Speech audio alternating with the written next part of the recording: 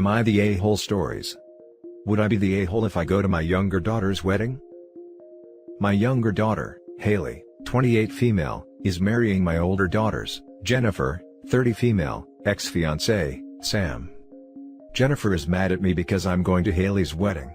She says that I'm condoning her bad sister's behavior as always, but that's simply not true.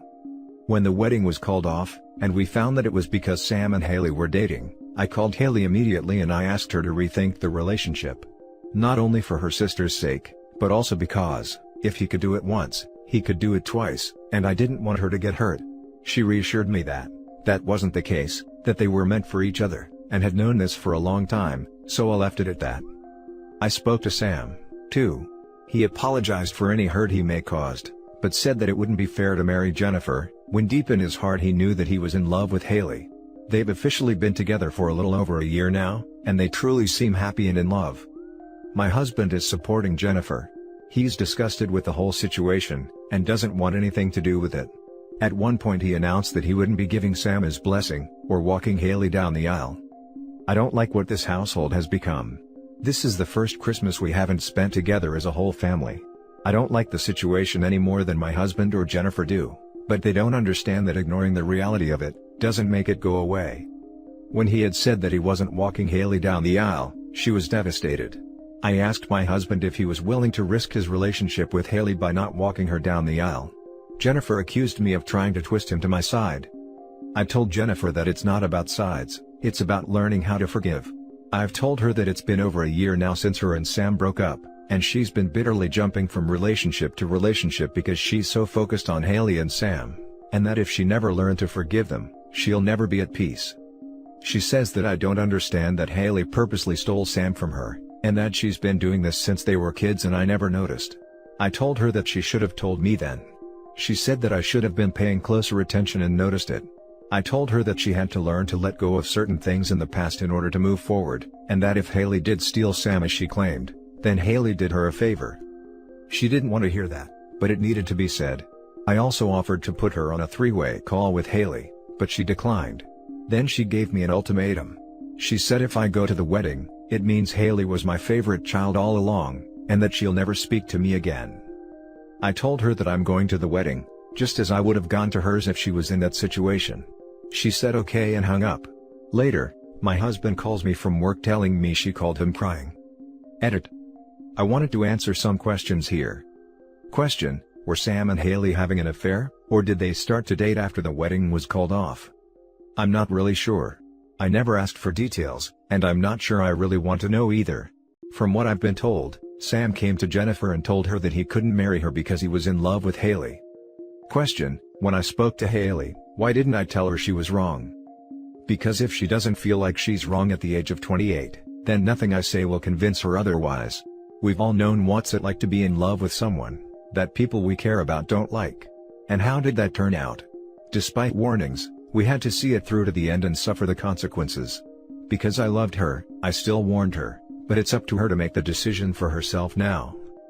Question: why am I supporting Sam and Haley's relationship despite the hurt it causes Jennifer?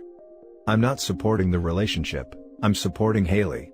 Not because of what she did, but because of who she is. That's my daughter, and no matter how much I disagree with her or Jennifer's actions, I carry them, both of them, inside me, and my love for both of them is unconditional. I've supported and comforted Jennifer to the best of my ability, and I will be here to do so until the day I die, but that goes for Haley, as well. Now for the top judgment. You're the a-hole. Your daughter breaks up your older daughter's relationship by cheating, and you support her over your betrayed daughter? She is the victim here and you're telling her they did her a favor, and get over it and be nice? How did you ever even become a mom? Sounds like her accusations absolutely have merit, and you likely do favor your youngest. Don't be surprised if you lose her relationship for good. Sounds like you've already lost her respect and love. So glad at least her father is there for her. She became a mom the same way her Haley betrayed her sister, by having intercourse. Pretty simple. She then consistently chose to be a bad mom after having the act, the same way Haley is choosing to be a bad sister by having the ex. You're the a-hole, as are Haley and Sam, but that goes without saying. You are treating this as a relationship issue involving Sam, and it's not. It's about Jennifer being betrayed in the most personal way by her sister. As a mom, you can, and should, love and support Haley as your daughter, but that doesn't mean condoning a relationship. She needs to learn there are consequences to such incredibly cruel behavior, one of which should be she doesn't get her dream wedding with universal acceptance. You're the a-hole. Your youngest child stole your oldest child's fiancé, and a year later, is going to marry him. She knew she was going to break her sister's heart. I'm sorry, but no matter what I felt for someone, there is no way I would betray my sister. Not even a friend, never mind family. Your daughter can be as upset as she wants about her dad not walking her down the aisle. To be honest, she needs to suck it up. Upset? Boo-hoo. It's of her own doing and a fraction of the hurt her sister is feeling. You are choosing your youngest by going to her wedding. Your eldest has done nothing wrong, except for be betrayed by two people who should have had her back. If a man ever did this to my daughter, I wouldn't be having much to do with him at all. Let alone supporting a marriage to my other daughter. I support both my daughters. Sadly this is one of those situations where you don't get to support both. You have to choose, and OP has very clearly chosen her favorite, the one who with this terrible man betrayed her sister, and everyone seems to see it but her. How gross. OP, you're the a-hole. Now for the next story. Am I the a-hole for giving my nephew a $50K loan as a wedding gift? I'm 55 male, retired after getting really lucky with investments. I'm not rich, but me and my wife have more than enough to live comfortably for the rest of our lives. My nephew, 24 male, has been putting himself through an ordeal this year. Trying to hold on to his job while also proposing and planning a wedding to his lovely girlfriend, while also planning to buy a house. After doing the math on his purchase, due to HOA rules, he needed another $35K in cash to close the deal. As soon as I heard about this, I offered to lend him $50,000 interest-free as a wedding gift.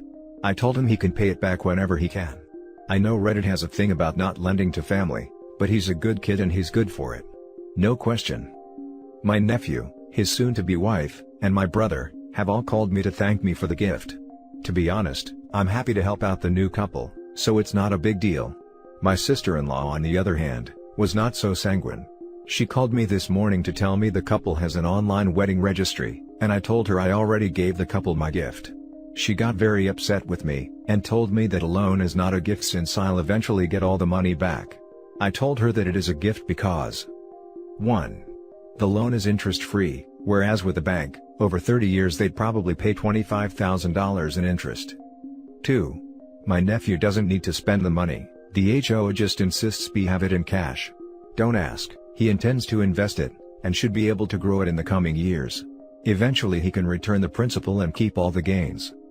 3. They couldn't buy the house without the money, so part of the gift is the ability to buy their dream house. 4. The couple is happy with their gift. Even still, my sister-in-law took the opportunity to call me miserly and cheap, and insisted I actually spend some money to buy the couple a gift. At first, I thought she was wrong, but then I thought maybe she has a point. In the sake of family peace, I purchased a few things off the registry, but am I the a-hole for initially only giving the loan? Now for the top comments. Not the a-hole. I'd take an interest-free $50K loan over a silverware set as a wedding gift in a heartbeat. Absolutely LOL. If I was OP, I'd call nephew and tell him, okay, so as your mother requested you'll be getting a blender for your wedding and no more $50K loan. And then sit back with popcorn. Edit, once the dust settles and she grovels suitably, go back to your original gift. Not the a-hole, the audacity to call you cheap after giving her son a $50K loan to buy a new house. I thought this was going to be a post about them being annoyed you didn't consult them first, but she's just upset because she wants you to buy her kid a second gift? I'm not sure why you'd even think you're the a-hole here, but rest assured you're not. Yeah, I thought this was going to be you are making everyone look bad by spending too much, but miserly? WTF? Not the a-hole. I think you're being incredibly generous. You aren't giving them a physical gift, sure. But you're gifting them a head start on their future. As someone going through an extremely similar situation, juggling house hunting and wedding planning during a pandemic, I would be eternally grateful for the ability to breathe a little easier. Don't worry about you sister-in-law, you nephew and his family seem to understand how important this is. Don't sell yourself short. The next story is titled, Am I the a-hole for telling my brother not to contact me again until he gets his life together? Even though I, 27 female, am 10 years younger than him, 37 male, I have always been my brother's keeper. Ever since I was a kid, I noticed my brother was not like other people when it came to his alcohol intake. For years, I watched as my brother essentially ruined his life over his addiction, as I and the rest of our family begged and pleaded for him to help. We have offered every bit of help, which is just met with anger, refusal, and being told to mind our own business. From being arrested for public intoxication, being put on a ventilator because of alcohol poisoning, or erratic behavior, my brother has done it all because of his addiction. My brother stated if I really cared for him, I would just be there for him whenever he needed me. As we are close, I promised I would always be there, but he really did need help. Back in October, my brother was diagnosed with liver failure from years of hard drinking. Thinking this would finally be the push he needed to get help, my brother told me that he was never going to stop. That this was the way he wanted to live his life, and no one could tell him otherwise. He lived as a drunk and wanted to die as a drunk. I cried and told him that unless he got help, I would not be helping him out anymore. Being worried about him has taken an emotional toll over the years, and I couldn't do it anymore, and hung up. The day after Christmas, I got a call from the county jail where he was at. Apparently, something happened, that he wouldn't go into detail, but he was in jail and he needed me to come and help him out. He lives around the San Jose area, and I live around the Las Vegas area. I asked him what happened, and he refused to tell me. I asked him if it was regarding his addiction, and he refused to tell me again. I told him unless he told me what was going on, I would not be going out there to help him. I have a chronic lung condition and cannot travel due to everything going on. He told me that he needed me, but was adamant that this didn't change a thing. I told him I was sorry, but until he got his life together, I did not want him to contact me, and hung up. After thinking about it and talking to my husband, I blocked his number along with all his social media. My family really came for me for doing that, stating I was a horrible person to do that to someone who is so in dire need of help, but I am fed up. I cannot help someone who doesn't want to help themselves, and after literal years, I am done. None of my other family members decided to step up and help him, but have always expected me to drop everything to help him since I am the closest one to him. So, am I the a-hole for not helping him out? Top comments. Not the a-hole. Your family is hypocritical. They're just as capable of helping out your brother as you are. They're just all comfortable with the scenario, where you're always digging him out of his own manure. Sucks to be him to realize his hole's gotten so deep, the rope you offered him doesn't reach him anymore. And that's his own fault. Not helping someone who spits on your hand every time you offer it, isn't the wrong thing to do. It's the healthier option for you. Absolutely. OP's family wants her to keep herself perpetually lit on fire to keep her brother warm. Not the a-hole. Join Alcoholic Anonymous. You can't make someone want sobriety. You also can't destroy yourself trying to get him sober. Only he can do that. Your family is wrong to blame you, he's the addict. You've reached your limit and you have to let him find his sobriety. Enabling him hasn't gotten him sober yet. Not the a-hole. You are not obligated to enable your brother's addiction.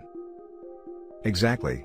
OP, your brother has never dealt fully with the consequences of his addiction because you were always there to cushion his fall. This has enabled him to stay an addict. Now I'm not saying this is your fault, but you are a piece of the familial puzzle that's helping him to stay this way. It is way past time for him to find out what happens when he truly has to solve this problem himself. Often that's the only motivator to change. Think about it, why would he change now? He knows that you'll always help him up when he falls. It sucks and it feels counterintuitive, but it's the only way. I second, or 42nd, all the fellow Redditors that recommend Alcoholic Anonymous. They can help you see this cycle and break free of it, while feeling good about yourself and your decisions. My partner's brother is an addict too, and we have kind of a mantra about it now: nothing changes if nothing changes. Best of luck to you. Now for the last story. Am I the a-hole for not sharing money I have saved for my niece with my wife's nephews? Back in 2000, I had the fortune of winning a lottery. It wasn't millions or anything, but I paid off my college loans, bought a house, and was able to be comfortable even through the recession in '08. When my niece was born 3 years later, I immediately loved her like my own, and decided she would have the same head start I did. Now, my niece will be 18 next year, and I've saved enough for her college, and for her to outright buy a decent-sized house whenever she's ready. My living expenses have only been a few thousand a year, and my job pays very well, so I've saved most of my pay for this. This will hopefully allow for her to pay it forward to the next generation and always be comfortable. The issue is my wife. We've been married 8 years, together 13. We've had multiple talks, and have agreed to keep our finances mostly separate, mainly because she had a financially abusive relationship before we got together. We have a shared bank account for our few expenses, vacations, and buying gifts for loved ones. Otherwise, savings, retirements, everything is separate, to the point where she didn't even want me to add her name to the house. Neither of us wanted kids, so that's not an issue.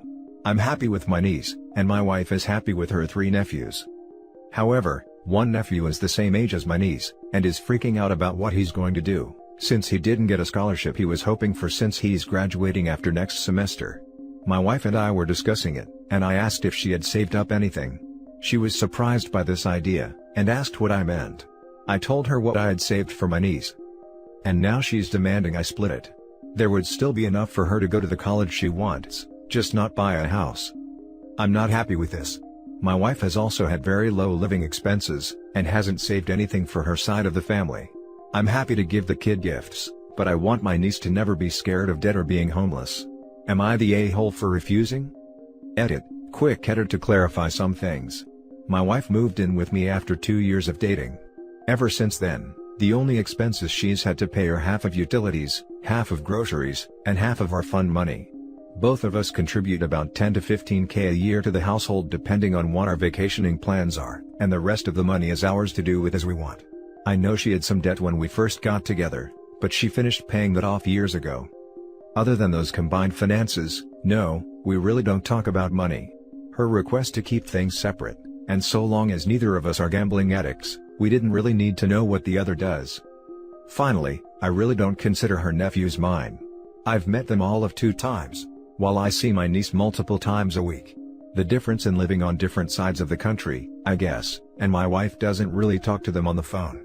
Her and her family text all the time, but since they're not big phone callers and I haven't been added to the group chat, I'm okay with not having a relationship with them.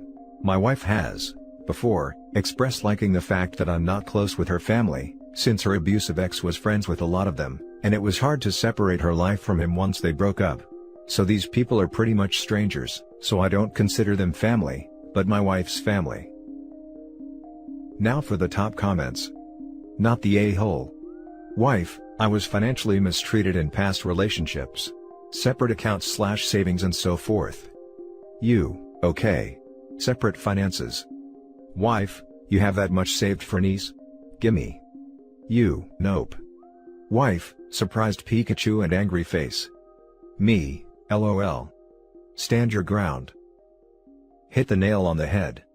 Also stated in the comments she wants the money he saved spilt 4 ways. 1/4 to the niece, 3/4 to her 3 nephews. That's not how this works. Wife is an audacious a-hole. OP, tell your wife, since the finances are split, there is no need for any further discussion. The money is for your niece. Good day, in my Fez voice. Not the a-hole. My wife and I were discussing it, and I asked if she had saved up anything. She was surprised by this idea, and asked what I meant. I told her what I had saved for my niece, and now she's demanding I split it. Unless I'm misreading this, you didn't mean she was surprised to find out that the fund you'd been saving for your niece since before you even met her, wasn't some universal fund for all relatives, hers and yours alike, but more, she was surprised at the general idea that one could save up money and give it to a family member in need. And then, having made no efforts nor sacrifices over the years to put together such a fund on her own, decided she had some kind of say in yours. And again, in a fund whose existence predates her initial appearance in your life by years. You're reading it correctly. She hadn't thought of saving money for her family. She's saved a lot in stocks and her 401k, and the retirement accounts, but not a lot for her family's future. Not the a-hole, your wife has no right to demand money from you for her nephews. When she was in the financial abusive relationship, was she the offender? She was the one mistreated. So, we shared the handful of things to share money for, vacations we want, the handful of living expenses we had left, things like that. I don't fault her for not wanting to combine, but yeah, this just leaves a bad taste in my mouth. And that's it for this video guys. If you have thoughts to share, leave a comment below. Don't forget to hit like and subscribe if you like this content. I'll catch you in the next one. Good day everyone.